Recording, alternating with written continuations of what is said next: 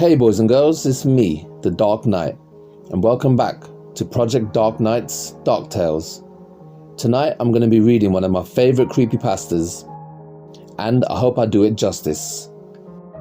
Just want to say, before I begin, thank you to all my subscribers who have been supporting me over the past few weeks. I'm not really that well known at the minute, but hopefully in the next few weeks, months, that's going to all change. I'm going to work my socks off for you guys. Just watch this space.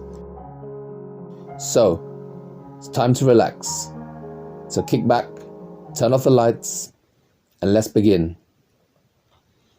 I'm a cinema usher, and we have some strange rules.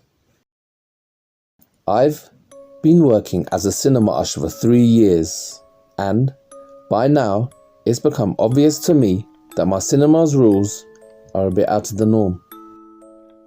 Okay, so that was a lie. They're batshit insane, but I'll let you be the judge of that yourself. Just a little background before I start. My name is Sean, and I'm 21 years old, and I've been working this job for 3 years now. There's 2 reasons why I ended up here and why I didn't leave, even after I realized just how fucked up this place really is. The first is that not many employers will hire a high school dropout with a criminal record for petty theft and drug possession. You see, I made some bad decisions early on in my life, and even though I'm on the straight and narrow now, my life has been marked forever by those unfortunate choices. The second reason is the pay. A cinema usher's job is checking tickets, cleaning rooms between shows, and checking that every movie runs smoothly. Usually, ushers earn minimum wage if they're lucky. I, on the other hand, get the same pay as the manager of any other normal joint.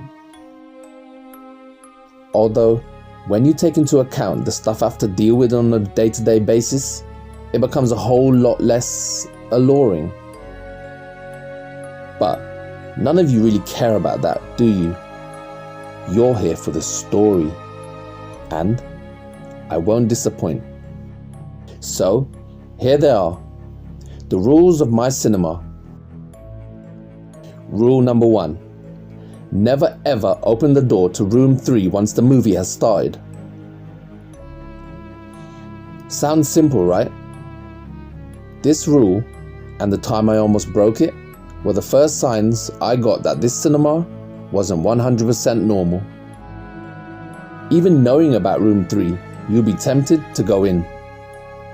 The room is clever, you see, and it will try to trick you any way it can.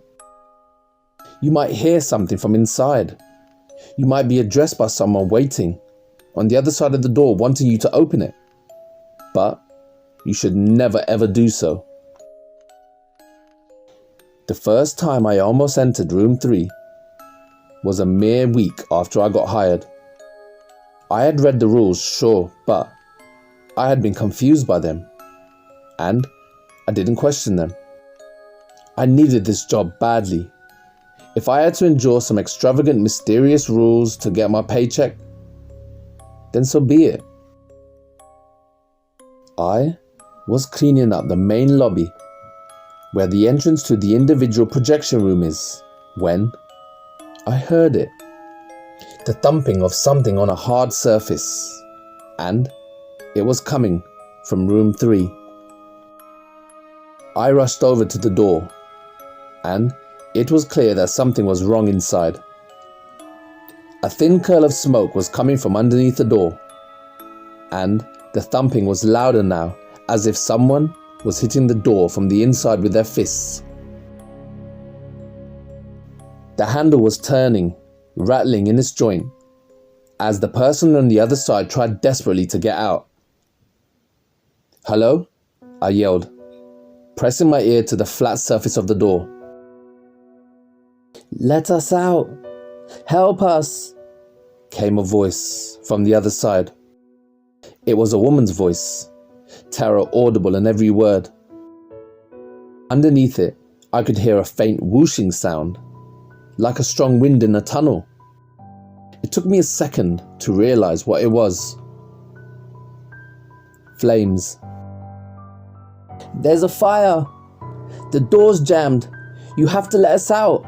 The woman screamed desperately. The smoke coming from under the door was dark and acrid, and I coughed as it got caught in my throat. The beating of fists on the other side resumed. Let us out! Please let us out!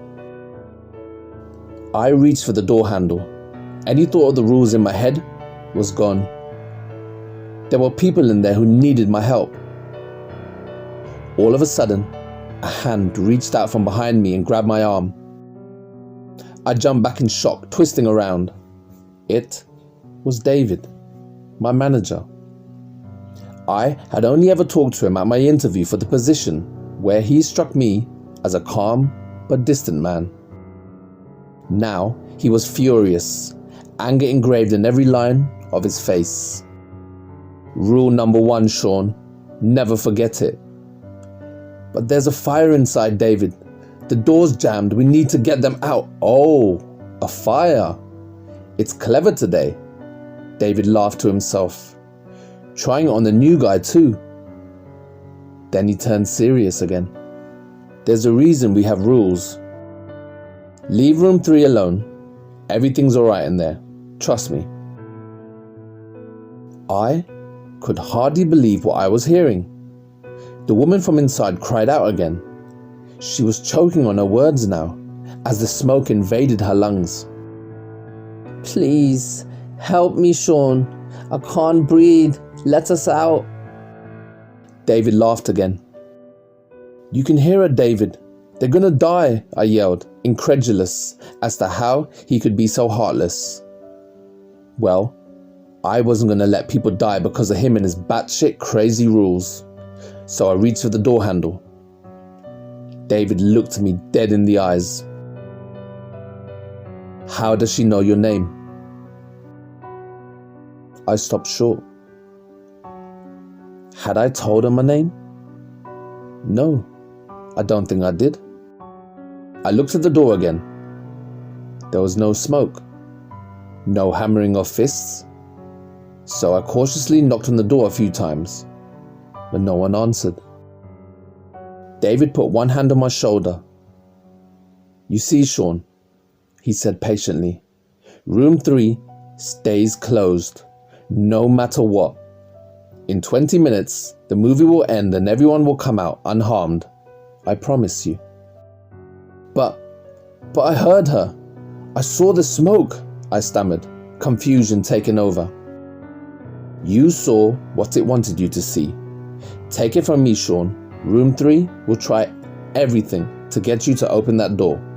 But it hasn't succeeded in 13 years, and it damn well won't succeed while I'm the manager here. I won't have that happen again. He led me away from the door, gently. When the movie in room 3 ended 20 minutes later, a crowd of people walked out. Everyone was unharmed. I checked the room afterwards, and there was no signs of fire anywhere. Rule number 2. If you see a man dressed as a movie character leading children away from the lobby, notify the manager immediately. You know how a lot of cinemas hire people in costumes or suits to promote new movies? Like when a new Star Wars movie comes out and you have guys in stormtrooper armor walking around the building to hype people up?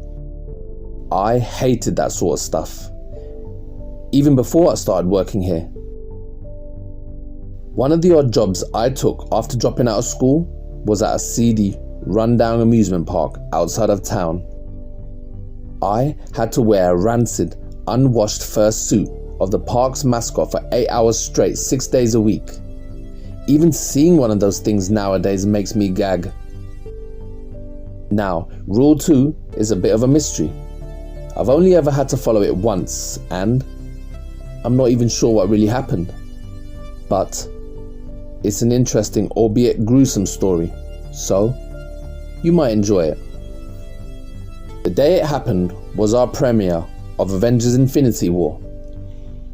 The manager had hired several cosplayers dressed as the main characters to walk around the lobby and take pictures with fans. Now, I was generally okay with that, despite my past experiences.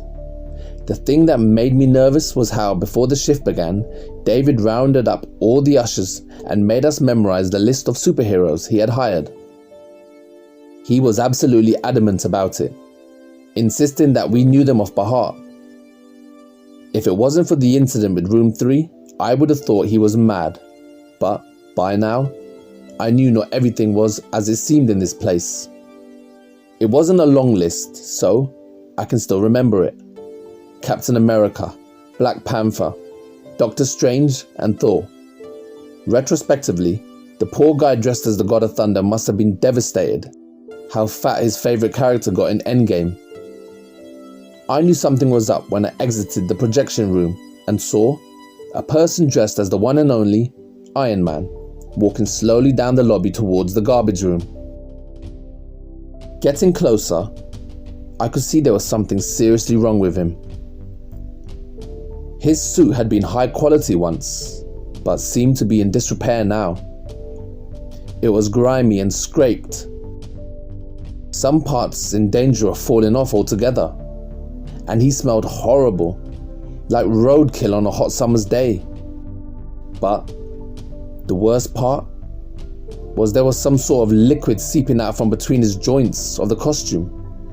It was a sickening dark brown colour, viscous, almost like drying treacle. My heart stopped as I saw behind him was a group of children. None of them could have been more than 13 years old, and they stared vacantly forward, following the fetid figure as he led them away from the crowds in a demented column. My ordeal with room 3 had taught me all I needed to know about the rules. I rushed over to the manager's office, tore inside and yelled into David's room. Rule 2, Iron Man costume, heading towards the garbage room, 3 kids in tow. There was a bang from the office as David leapt from his chair, so fast it crashed to the ground. Shit. I should have known. I shouldn't have hired anyone. God damn it. He was rummaging around in a drawer of his desk he had quickly unlocked. I caught a glimpse of what he was taking out before he hid it in his pocket of his trousers. A vial of some sort of clear liquid and a long, jagged knife made of what looked like bronze. As he tore out of his office, he stopped and grabbed me, pushing a crumpled piece of paper into my hand. Make sure no one goes into the garbage room, and don't let anyone inside. You got that? If I don't come out in half an hour, hit the fire alarm, evacuate the building, and then call the number on that piece of paper.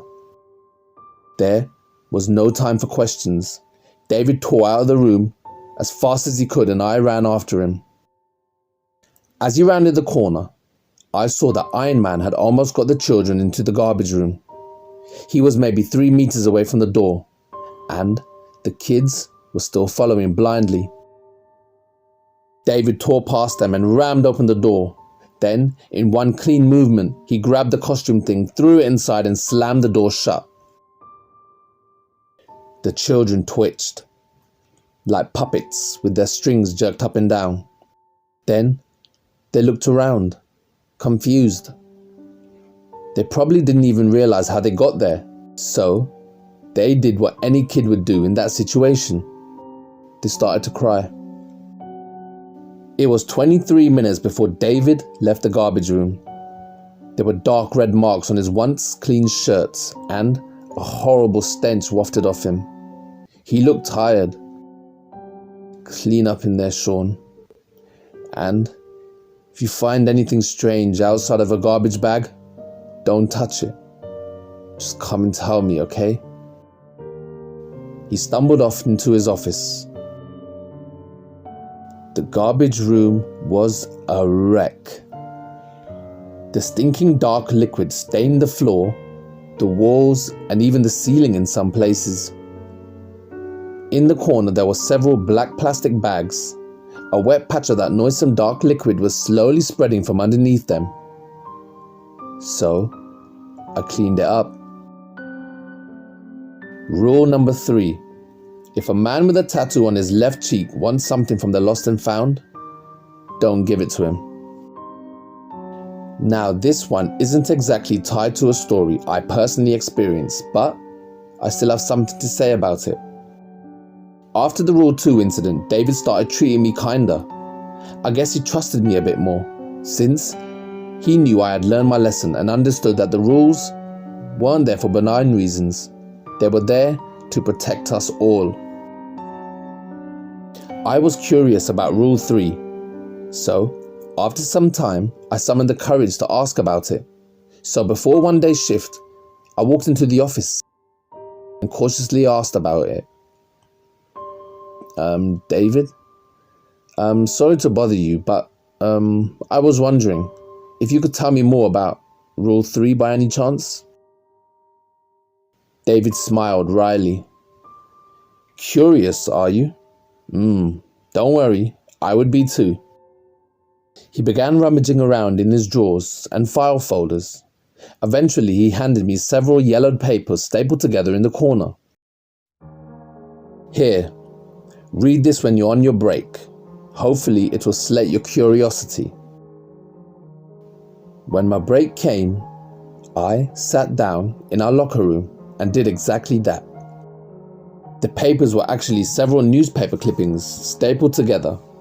The first was 15 years old. Gruesome triple homicide. Family murdered in their own home. Sole survivor tells horrifying story. The neighborhood of Censored by Me was left in shock yesterday after police found a gruesome murder scene in the house of local residents, the Prescotts. Of the family of 4, there was only one survivor, 13-year-old Censored by Me, Prescott, who was found bound and gagged but otherwise unharmed in his family's living room next to the mutilated remains of his parents and older sister.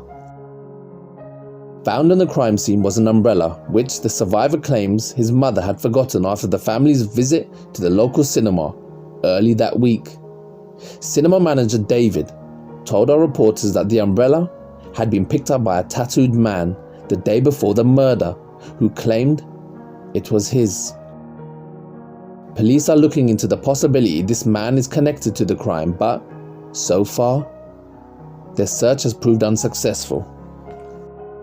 The next 2 articles were 12 and 5 years old, respectively, and published by different newspapers, but they pretty much told the same story. A mass homicide. One mentioned an item from the lost and found being found at the crime scene. The other didn't. But David had written something underneath in pencil. The same man. What does a tattoo mean? And I need to make a rule about him. The last article was what really creeped me out though. It wasn't modern. In fact, it was just a printed photo of an ancient looking page. The year printed at the top announced it came from London in 1899. The writing was hardly legible, but the headline told me all I needed to know.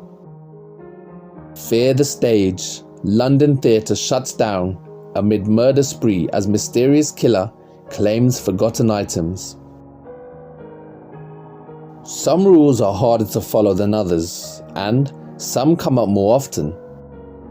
Rule 4 is one of the rarer ones, and I thank God for that. Rule number 4. If the lights go out while you're cleaning a room, take a seat. A movie will play. You have to watch till the end. Don't look away from the screen no matter what you see or hear. This is the rule that gave me the most anxiety when I read it. Having already had a run-in with rules 1 and 2, I knew just how serious following our commandments, or failing to do so, could be. My experience with Rule 4 happened when I was cleaning out room 1 after a movie. Without warning, it happened. The thing I'd been dreading for months at that point. The lights went out. There wasn't a pop, like when the light bulb blows. 1 second I was in a well-lit room, and the next I was standing in pitch blackness. I froze. Even though I'd been mentally preparing for this for weeks, I froze. Take a seat, damn you. Take a seat. Finally, my limbs obeyed my mind. I leapt for where I hoped the nearest row of seats was and ran myself down into place just in time. The screen lit up, filling with static before resolving into the image of a dark, dank cellar. The image quality was ancient, like some Super 8mm film from the 90s. Through the grainy scene, I could make out that there was a single chair in the center of the room. Tied to it was a young man. He was struggling against his bonds, and I could tell that he was injured. Narrow streams of blood streamed down his face from an injury above his brow, and his arms were rubbed raw from the ropes. There was something terribly familiar about the prisoner. Not his face, I had never seen that in my life, but his clothes. I froze as I heard something move behind me.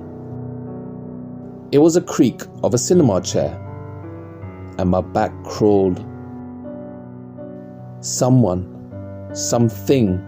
had just sat down behind me. It took all my willpower not to swivel around or to jump up from my seat and make a break for the entrance. I fixed my eyes on the screen, praying for this to be over soon. The man on the screen had stopped struggling. He was looking at something now behind the camera. It took me a second to realize he had to be watching the cameraman. I almost jumped out of my seat as a voice whispered behind me, "What an actor, huh?" The voice was low, a practically inaudible whisper. It sounded human almost, but I knew immediately it was anything but. I can't explain precisely how. It was something about the cadence of the thing's speech, almost as if its throat wasn't quite made for human language, and it just did its best at mimicking what it heard. Even worse, the voice was coming from slightly above me, not directly behind me, which meant whatever it was in the chair behind me, it had to be absolutely massive when standing up. Should I answer? Or should I just keep watching? The rules hadn't told me about that. So I remained silent. Gripping the armrest to stop myself from shaking, I fixed my eyes forward towards the screen. The camera was moving as a person carrying it approached his prisoner. The man in the chair was trying desperately to recoil, but his binds were too tight for anything but the slightest movement. As the cameraman got closer, I recognized what was so horribly familiar about him. His clothes.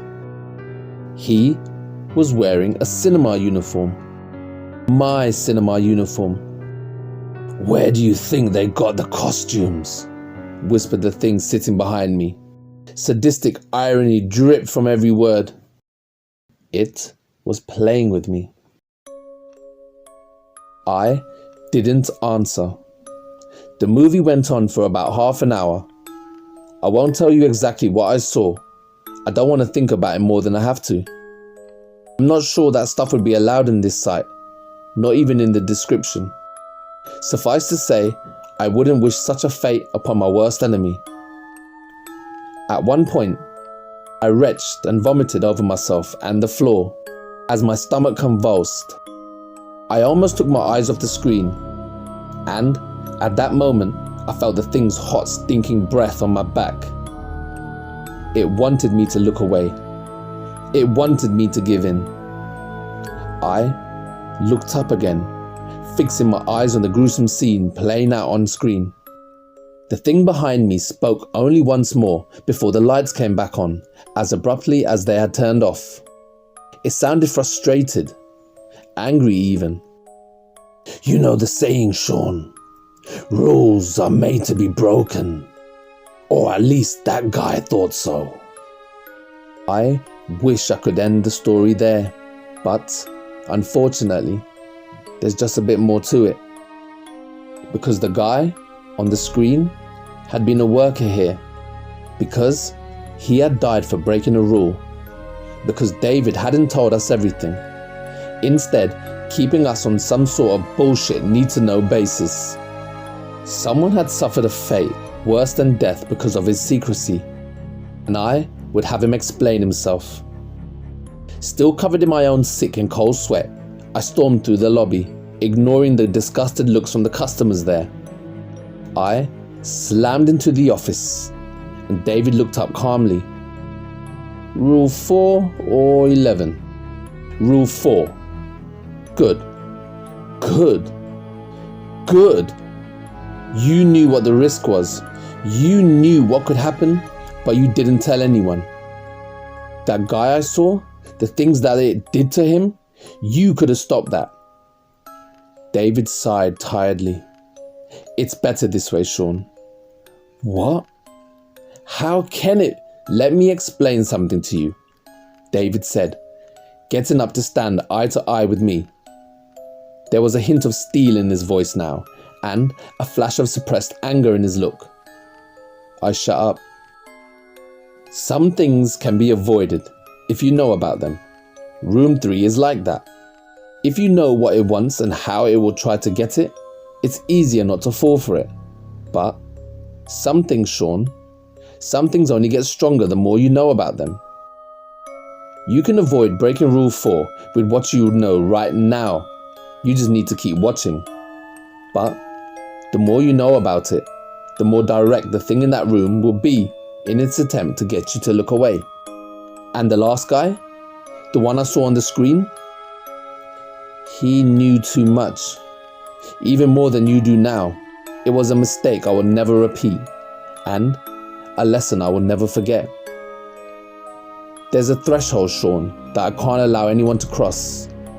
If you know too much, no amount of willpower or strength will keep your eyes on that screen. Rule number 5.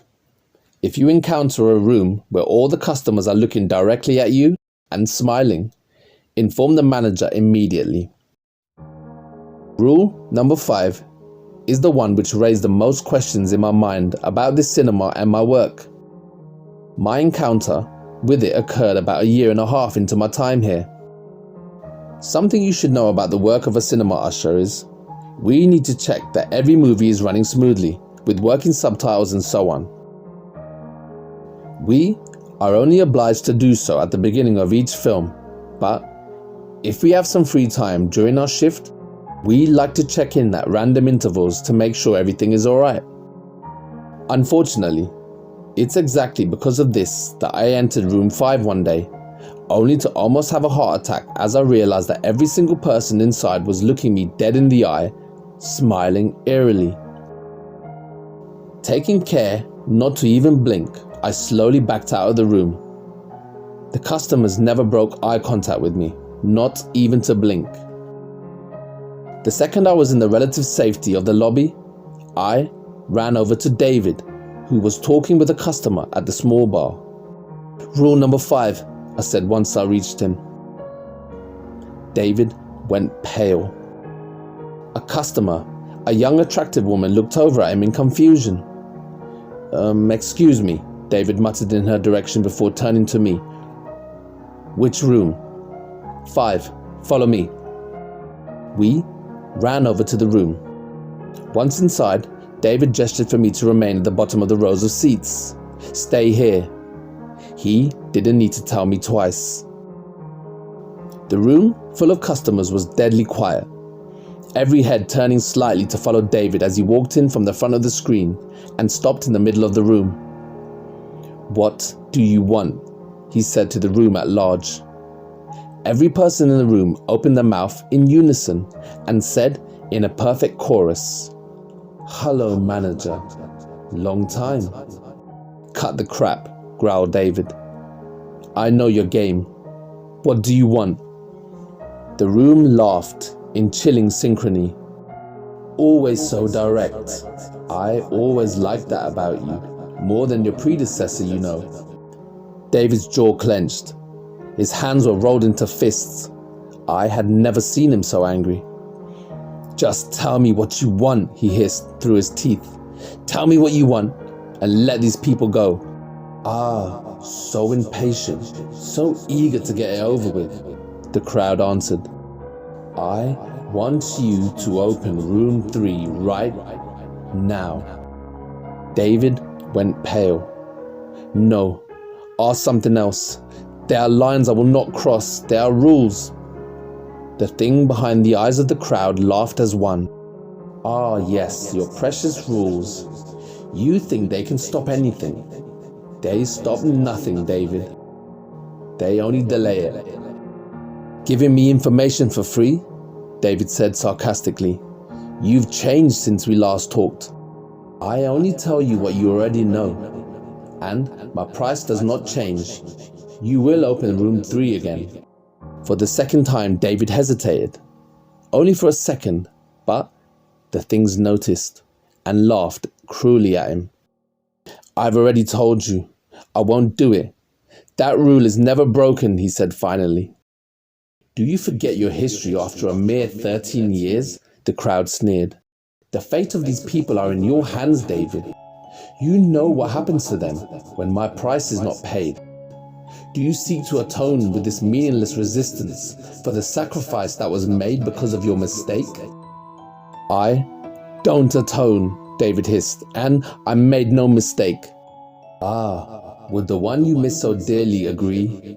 I think not, the things intoned. There was a charged silence. Then the crowd spoke again. The price has been paid. These people are safe. David blinked in confusion. What? What price? Room 3 was never the price. The anguish of your remembrance, as well as the unanswered questions that will now plague this servant of yours, were the price. You bastard, David whispered. Till we meet again, manager. David stormed out of the room without another word. The crowd followed him with their gaze and then fixed it upon me. A smile, then a nod, and then the crowd looked up as one and shared their identical behavior. A hidden tension was released, and then they were free. Rule number 6. If a customer hears noises in the air ducts, assure them you will look into it. Then take one of the packages marked R6 from behind the bar, enter the air ducts through the garbage room, and place the contents of the package at least 10 meters away from the entrance. Then leave the air ducts as fast as possible. This is one of the easiest rules to follow. Although the time limit is a bit worrying at first, it's also one of the most commonly employed, usually coming up about once a week. Thankfully, I've never ever seen anyone fail to uphold it. The first time I had to feed the thing in the air ducts was a very busy shift. We had just premiered The Rise of Skywalker a few days before, and we were still being swamped by crowds of customers. I was cleaning up the lobby from the ever-present spilled popcorn when an angry-looking man wearing a Star Wars t-shirt stormed over to me. Good day, sir. How may I be of... I began. Yeah, man, whatever. He cut me off immediately. Could you fix the damn aircon, dude? There's something banging around inside the grill in our room. I never paid for this kind of shit. I clenched my teeth to control my temper at the man's manners, but I managed to remain calm. Yes, sir. Of course. Sorry for the inconvenience. David will probably forgive you for letting a room of people die at the hands of God knows what, but he won't allow you to be rude to customers. He's just like that. After the customer had stalked off again, I got one of the marked packages from behind the bar. It was strangely heavy and I could feel moisture seeping out from inside it. Doing my best to ignore it, I crossed over to the garbage room and I opened the grill covering the air ducts. I could hear whatever the customer had been complaining about. A fast tip-tap sound, like fingers drumming endlessly against the side of the air duct. My skin crawled. It was uncomfortably too close to the sound of dozens of long, thin legs. I took a deep breath and I crawled into the chute. The air inside was cold and drafty. The passage was tight and I was forced to go prone, propelling myself forward on my elbows and knees. Crawling forward, I could see by the dim light that there was a pile of something up ahead, around the 10-meter mark. As I reached it, I groaned underneath my breath.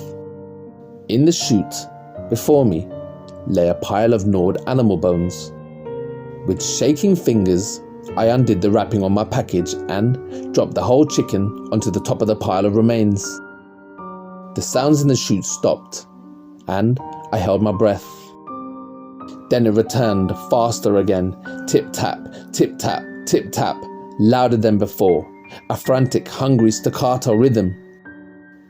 Terror and adrenaline flooding my brain, I scooted back down towards the mouth of the passage. How long had I been in there? And how long did I have left?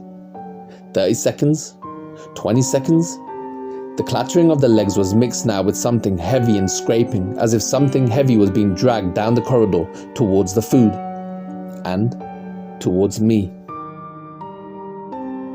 Finally, my legs met the end of the duct. Kicking frantically, I dropped down to the floor of the garbage room and I slammed the grill shut. The clattering inside had stopped.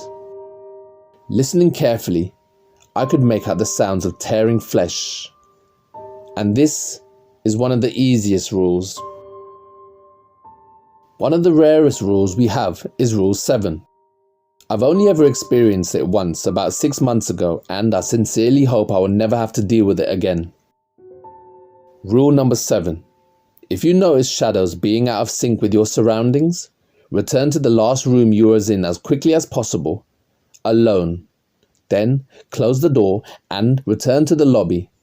Until you do so, do not touch your shadow under any circumstances. The biggest danger you can face in this job is becoming too used to the weirdness. That's the mistake I made with Rule 7.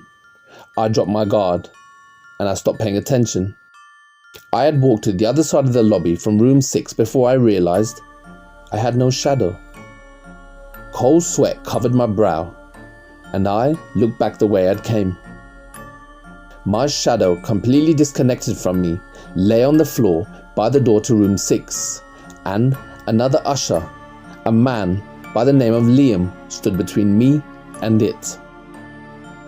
He was looking straight in my eyes, a narrow grin on his face. I had to think quick. Whatever was going on, I had to get back to room 6, but with Liam in my way, I had no route to get there, not without confronting him. "Sean, is everything alright?" David called from the door to the office. He sounded concerned, worried even. Could I answer him? Or would that just make things worse? I ignored the question and started heading back to room 6.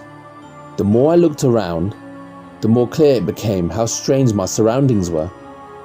Every shadow was thrown in a different direction, as if each item was illuminated by a different light source.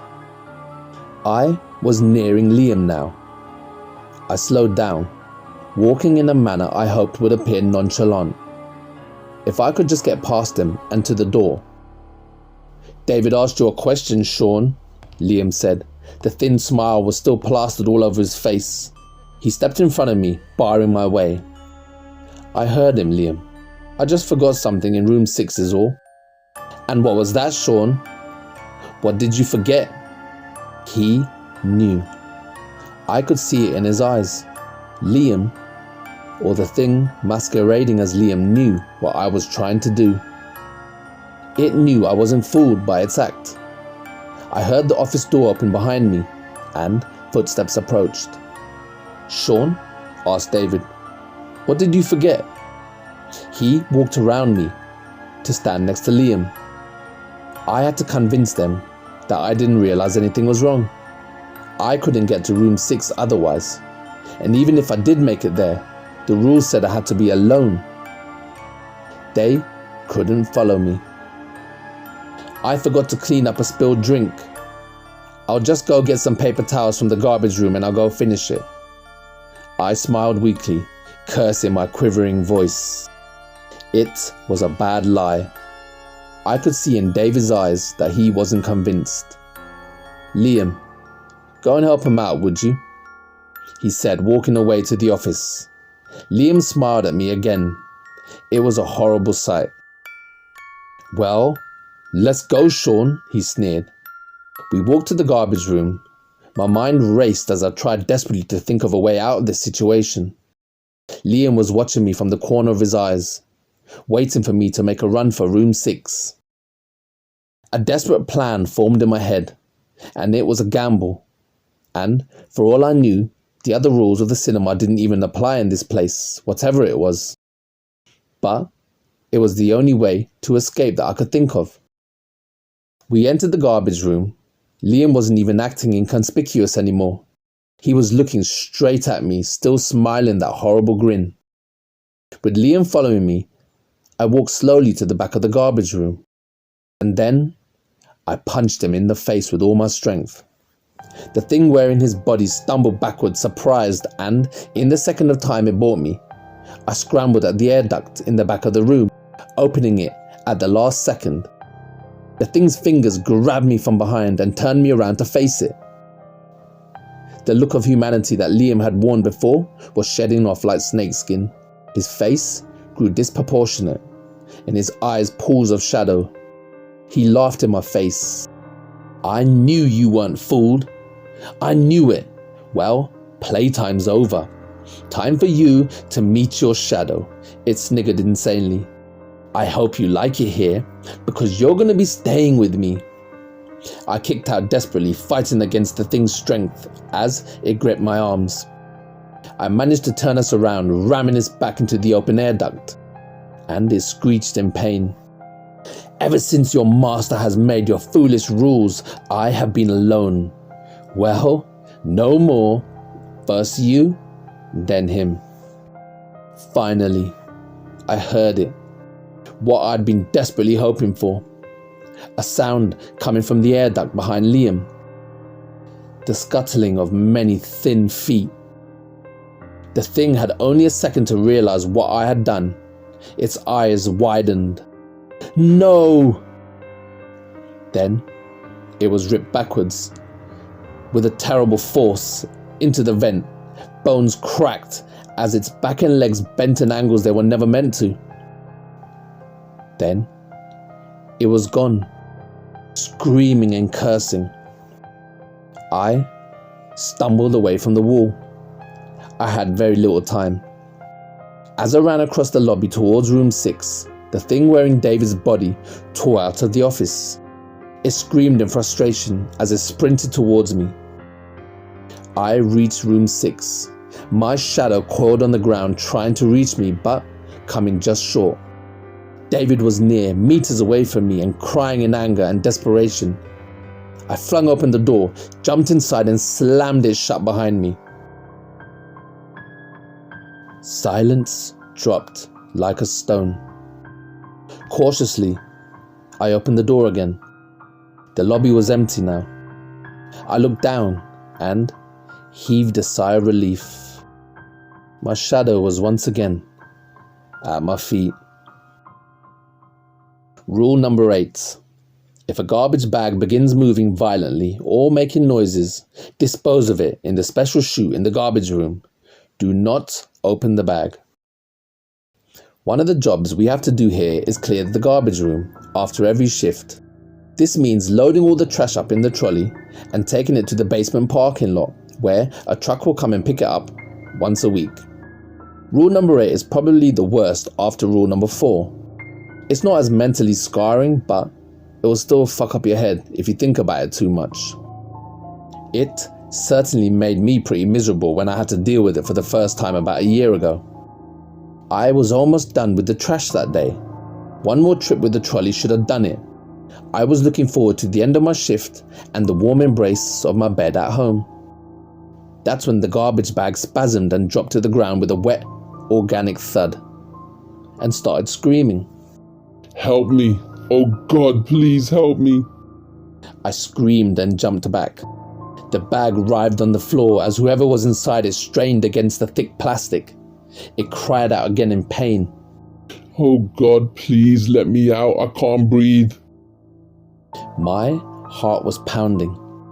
With shaking fingers, I reached for the bag to tear it open and free the person trapped inside.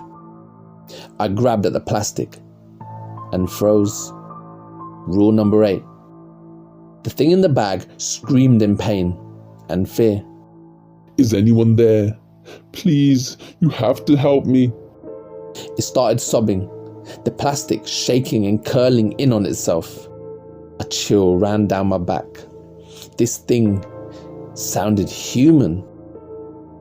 It sounded as if it was in pain, and it sounded real. But this place had taught me not to believe anything I heard or saw. So cautiously, I took hold of the bag.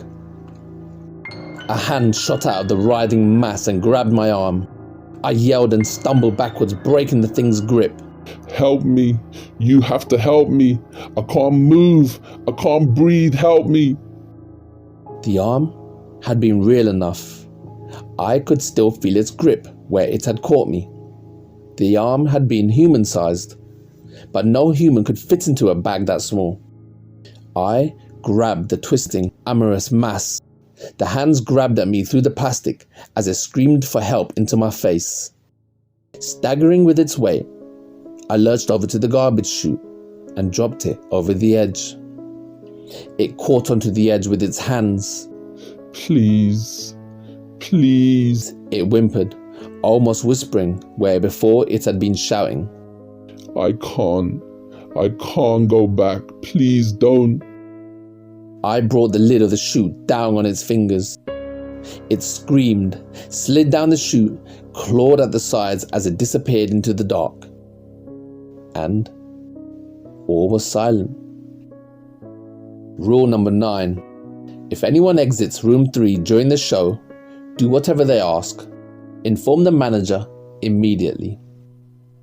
For all the wrong reasons, this story isn't like the others I've told you. This story will be different, and I'm not sure I like that. I'm not sure where it will lead me and the cinema, because this happened yesterday. Even though David's warm to me in the time I've been working here, I think he might even trust me. He hasn't ever said anything about room 3. To be fair, I've always been too afraid to ask. So, Rule 9 has always been a source of mystery and no small amount of apprehension. No one I asked could even remember a time when they had to obey it. Strange though it may seem, no one had ever exited room 3 during the projection, at least not in the years I've worked here. No one could remember David even talking about it or explaining the command. Rule 9 was as big a mystery as the room it concerned.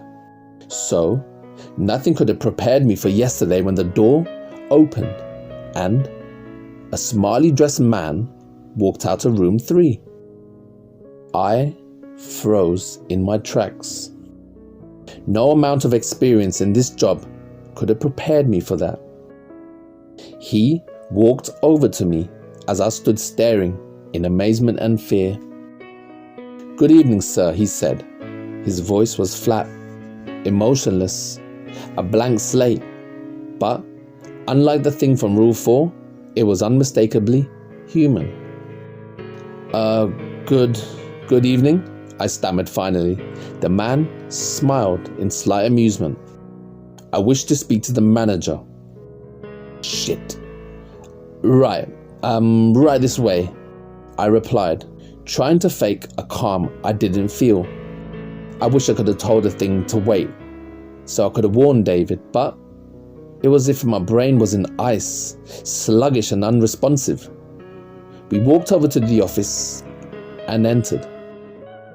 I didn't even have time to talk. David looked up, saw the man, and went pale. "Rule number 9, Sean?" "Yes, leave us please. Wait for me outside." I obeyed. Nothing could have made me remain in that room. Absolutely nothing. I exited the lobby and waited. Time went by. I could hear the murmur of the conversation from inside the office. Occasionally, David's voice would rise in volume, and I swear that at one point, I heard him weeping. It was half an hour later until David opened the door and walked out. He was even paler than before, like all the blood had left his body. His hands shook very slightly, but I noticed. In the second before he closed the door, I could see the room behind him. It was empty. The man was gone. "David?" I asked cautiously, not knowing what to say. "Is everything... What happened?" David fixed his eyes on me. They were red-rimmed and bloodshot. "Go home, Sean. Rest. Sleep. Prepare." "Why? Prepare for what?" "We're going to break rules 10 and 11 tomorrow." Walking to work yesterday was the hardest thing I've ever had to do. Anticipation and fear mixed within me in equal measure. David's recommendation to rest and to sleep had proven to be impossible to obey, and I had spent the whole night dreading what would come in the morning. When I came to work, I found the cinema empty. A sign at the entrance announced, "Closed temporarily due to equipment malfunction." David was already there. He sat in his unlit office, staring at the wall in silence. I walked in and stood at the door. I didn't have the courage to interrupt his thought. Eventually, he looked up. "Sean," he said, his voice hollow. "I'm sorry. My mind was somewhere else." He got up and walked over to me. "You said we were going to break rules today?" I said. "Yes, rules 10 and 11. Rule number 10. If you find a book bound in black leather on the premises, do not open it. Rule number 10, the black book as we like to call it.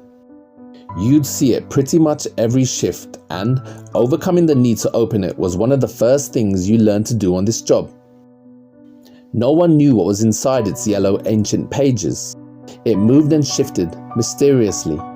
You'd see it in the corner of the garbage room, propped up invitingly in the corner. You'd walk over to the room or to the office, only to see it on the ground in the lobby. Then, one day it would be in the office itself, lying on David's table, as if it's always been there. We'd never seen David open it. But today, it seemed I was going to see it for myself. It took us an unusually long time to find the book. Searching first the office, and then the lobby, and then the rooms. We then returned in defeat, only to find it sitting on David's filing cabinets. He snorted and went to pick it up. Its ancient-looking pages, yellowed by time, crackled as he opened it cautiously. From where I was standing, I couldn't see the words within, so I moved to look over his shoulder.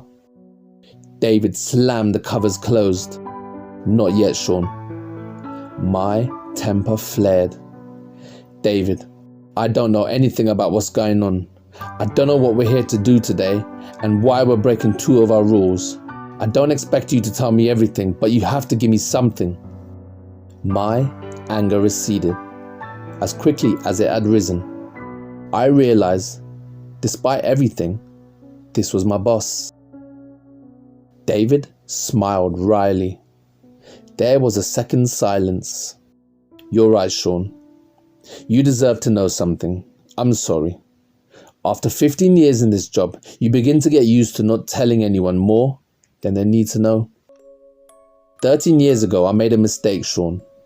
Room 3 tricked me by using my affection for someone close to me. I opened the room and almost brought disaster on all of us. It's ironic. Only the sacrifice of the person I thought I was saving helped delay disaster." "Delay?" "Yes, Sean.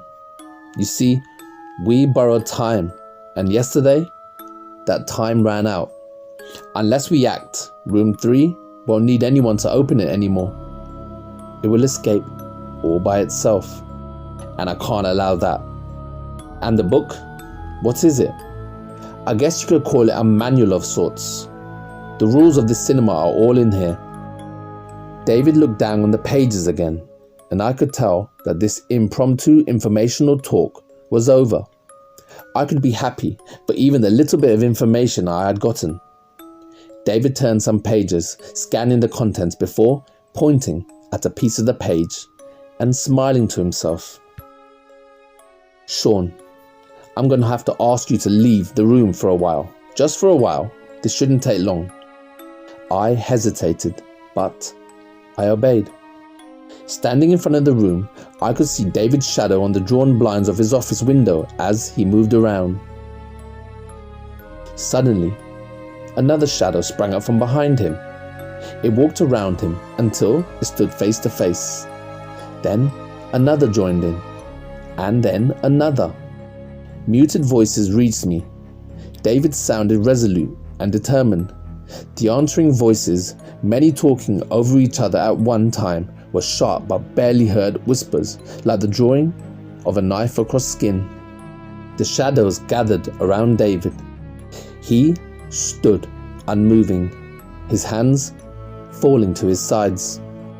All of a sudden the shadows leapt, they slid merging with David's and disappeared. Not waiting for a command, I ran into the office. I crashed through the door. David stood at his table, leaning on it tiredly and gasping for air, but he was unharmed. What the hell just happened? I asked. What the hell were those things? David chuckled to himself. I guess you could call them messengers or taskmasters. Could you please not talk in riddles for once, David? I said, exasperated that even now I was being kept on a need-to-know basis. I called out to something that shouldn't be called out, Sean. But this is a trying day, and desperate times call for desperate measures. So let's go. It should be arriving soon enough, and I'd hate to keep it waiting.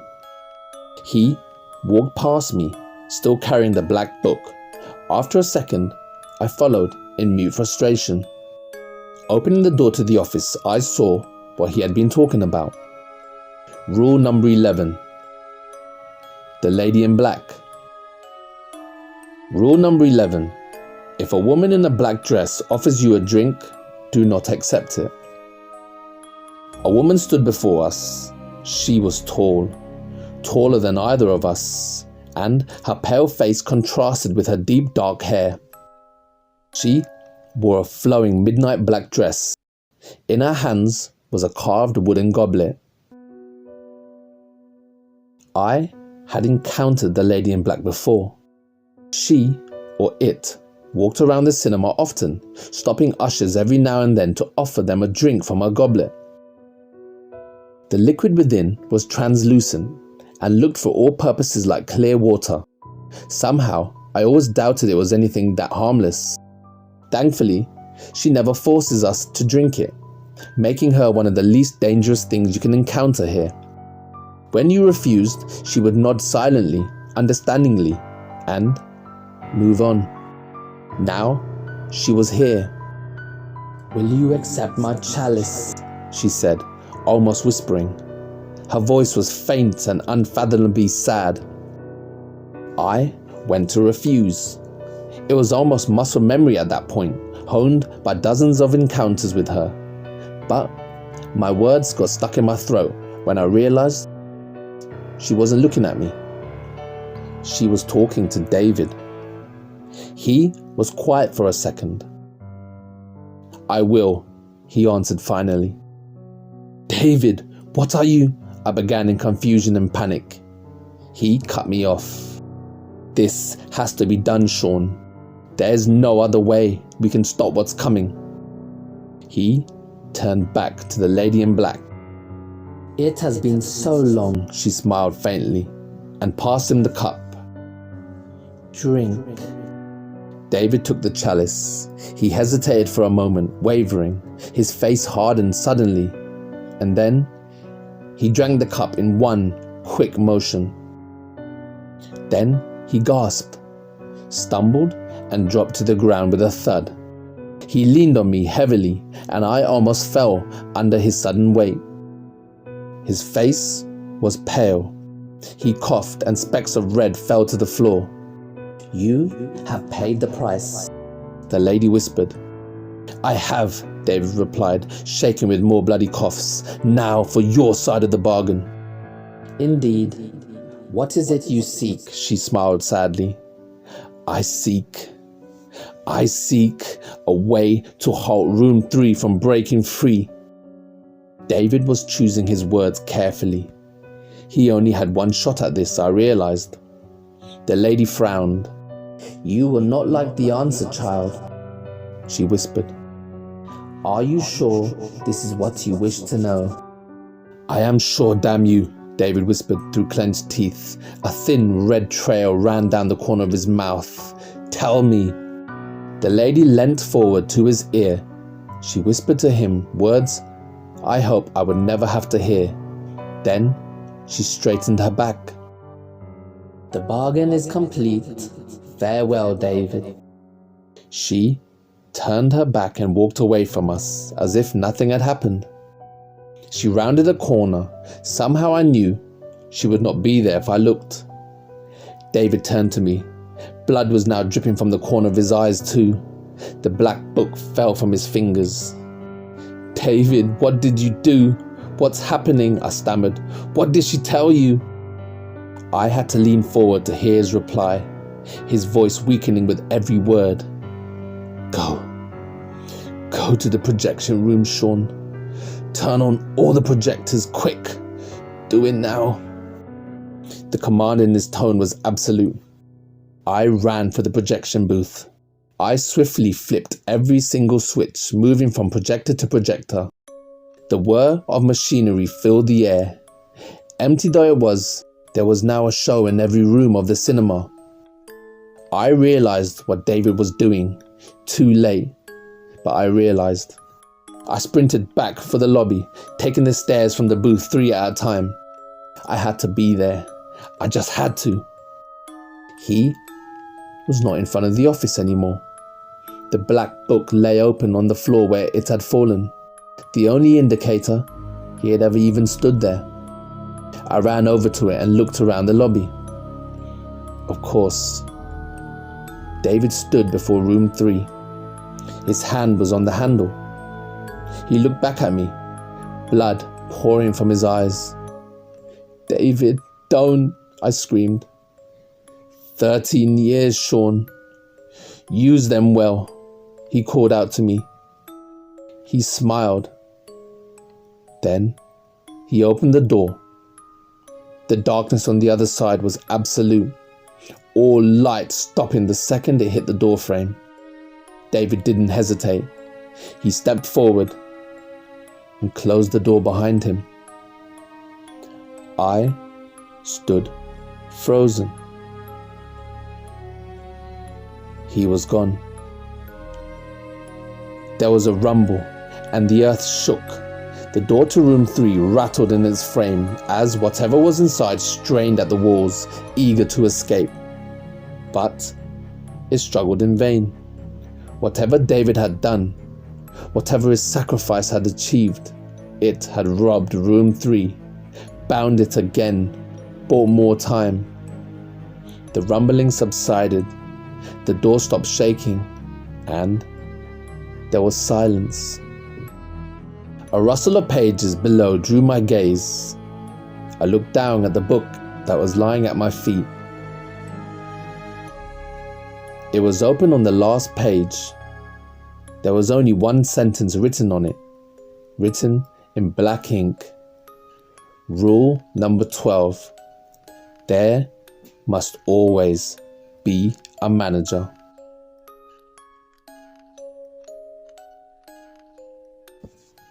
Hi boys and girls, it's the Darkknight here. So I hope you liked tonight's story. I'm a Cinema Usher is one of my favourite creepypastas, and I hope I did it justice. If there's a story out there that you'd love me to read, just let me know in the comments and I'll narrate it for you. So, I know that everyone at this point asks you to like and subscribe, and that phrase has become pretty much a bit of a joke, but it's very important. You see, I've almost got 2,000 subscribers and I'm not a big channel, but I want to be. So, if you're listening and you think I deserve it, well, then subscribe. It's free after all, and you'll hear and see all my new videos. I just want to say thank you to all the people that have been supporting me and messaging me. I love getting your messages every day. It's like a natural buzz. So, I just wanted to take this moment just to say thank you, and I'll keep uploading if you keep watching. This is the Darkknight signing off. Peace. Don't ever laugh as the hearse goes by, for you may be the next to die. They wrap you up in a big white sheet, from your head down to your feet. They put you in a big black box and cover you up with dirt and rocks.